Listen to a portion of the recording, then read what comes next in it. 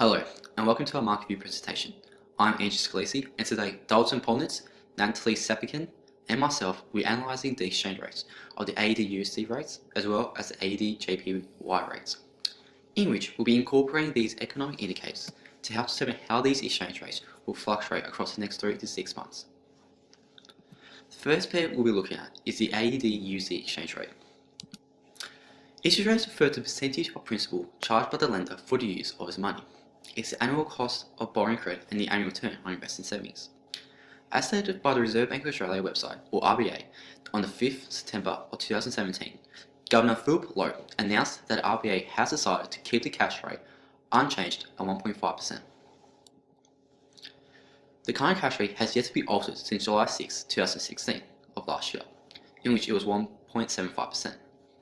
In fact, surprisingly, this is the lowest the cash rate has been in over 10 years, in which the cash rate has continuously dropped since 5th of October 2011. In America, they have recently experienced a rise in the cash rate, in which it jumped 1% on March 15, 2017 to now, which is sitting at 1.25%. This rise is continuing the trend of continuing rise interest rates occurring in America across the past few years.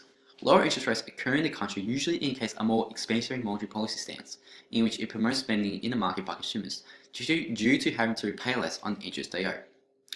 Recent increase in the cash rate suggests that America is adopting a less monetary expansionary stance in the market. As of the 16th of September, the current exchange rate of the AUD USD is sitting at 80 cents. Generally, high interest rates will encourage capital inflow, therefore increasing demand for the dollar in the country. This generally occurs as high interest rates that can be earned tend to attract more foreign investment, as obvious lenders in the economy are higher return from the investment, therefore increasing a country's dollar. With Australia experiencing the lowest cash rate in a number of years, it's expected that the AUD may begin to depreciate against the USD. As mentioned before, low interest rates will lead to less demand for the Australian dollar, causing a fall in its value. Moreover, with the USD starting to experience relative growth in its cash rate, the US dollar may start to become more a favourable approach for foreign investors to invest in, as it offers lenders in the economy a higher return from the investment.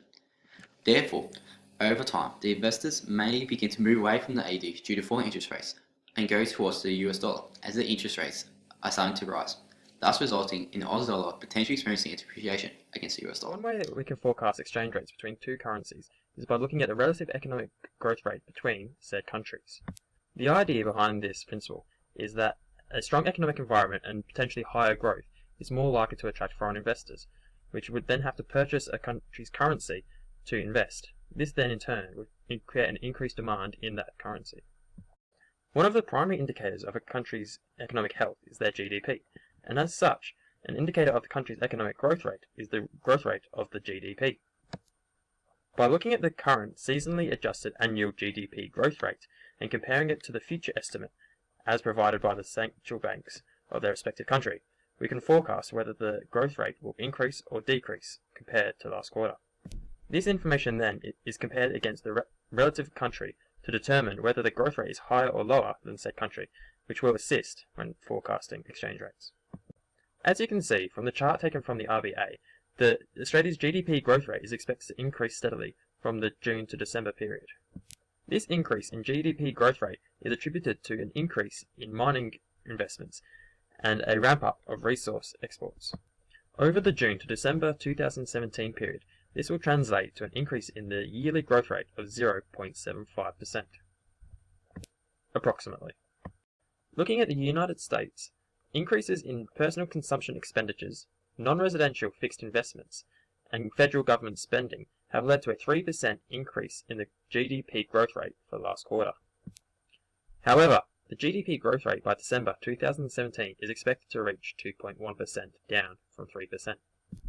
This is mostly attributed to falling state government spending. However, taking into account recent hurricanes in the United States may provide a higher increase in GDP growth rate due to increases in both state and federal government spending relating to these natural disasters. The research shows us that the Australian GDP growth rate will increase by 0.75% over the next quarter, while the US GDP growth rate will decrease by 0.9%. This means that there will potentially be more demand for the AUD relative to the USD as the Australian investments appear more attractive. This shift in demand, however, may not be actualized, as the decrease in the US GDP growth rate still leaves the US GDP growth rate at a similar level to the Australian GDP growth rate. So inflation is the rate of increase in prices of goods and services and is used in the calculation of interest rates. It's usually measured by the Consumer Price Index, which measures changes in the cost of a basket of goods and services. So the Australian inflation rate was 1.9% in July 2017, according to the Reserve Bank of Australia, which is below the target range of 2 to 3%. According to the Chief Economist of the Australian Bureau of Statistics, it was lower than anticipated due to drops in fuel prices and drops in clothing prices due to a competitive market.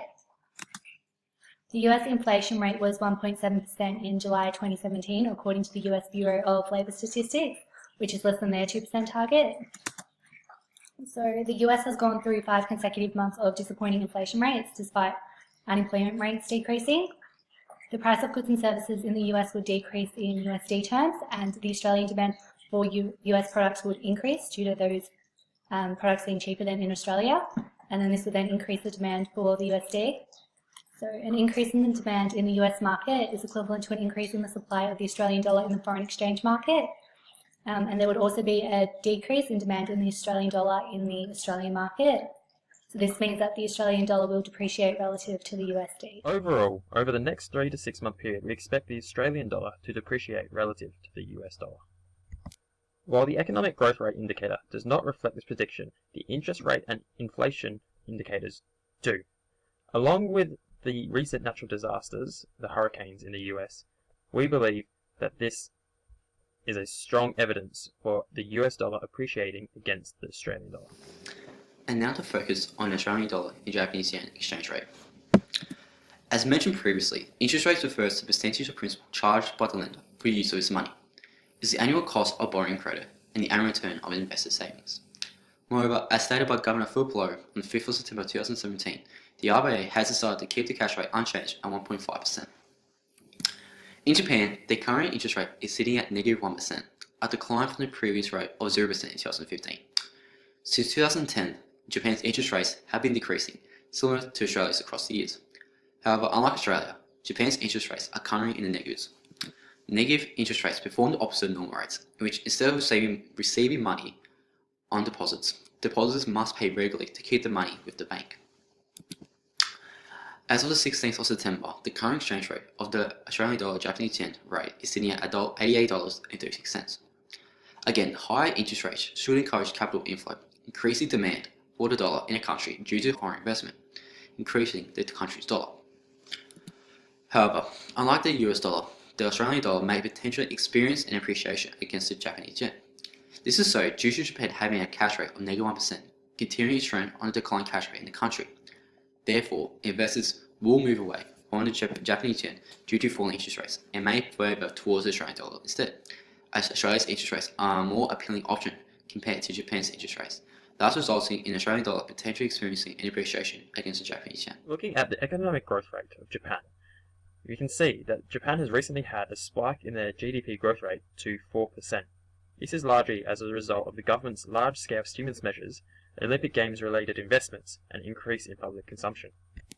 Despite this recent spike in the Japan GDP growth rate, the December 2017 prediction remains at 1.8% for the year. This represents a 2.2% decrease from the previous quarter. We can see then that the AUD GDP growth rate will increase by 0.75%, while the Japan GDP growth rate will decrease by 2.2%. This means there will potentially be an increase in demand for the AUD relative to JPY, as Australian investments will become more favourable compared to Japanese investments. This increase in Australian GDP and decrease in Japanese GDP will overall result in an appreciation of the AUD against the JPY. So we'll now talk about the relative inflation rates. So the Australian inflation rate was 1.9% in July 2017, as mentioned earlier. The Japanese inflation rate was 0.4% in July 2017, according to the Bank of Japan, and they have a target of 2%. Japan's unemployment rate was at a 25-year low, reducing income and consumption, and consequently inflation, though the rate has remained steady and positive for consecutive periods in 2017. So Japan's inflation rate has been considerably low for an extended period, and this is signaling the weakness in inflation.